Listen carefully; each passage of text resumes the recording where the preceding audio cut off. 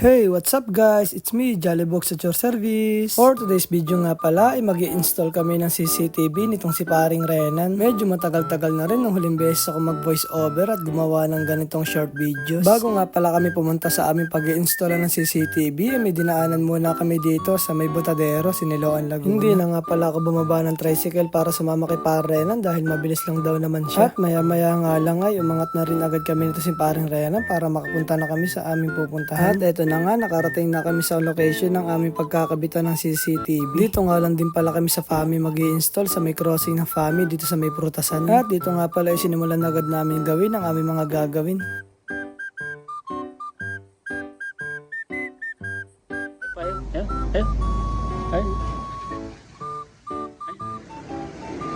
Ayun! Ayun!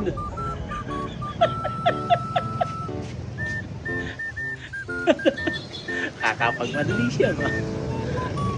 Habang nilalagay nga pala ni parang Renan ng mga camera sa mga location ng camera, ito naman nilalatag ko na ang mga wire para mabilis ang aming trabaho. Ay hirap kasi pag isa-isa namin ginawa, magtatagal kami, sayang naman ang oras. Habang naglalatag nga pala ako ng wire, ito naman si parang Renan ay nagsiset up na ng monitor. At nang matapos nga pala ni parang Renan i-set up ang monitor, eto na, ipinix na niya ako sa mga tutok ng camera. Apat na camera nga palang ikinabit namin ni parang Renan, hindi ko na lang kinuhanan ng video yung iba. At hanggang dito na lang pala ulit mga ka-Jollybogs. Hanggang sa muli. Salamat!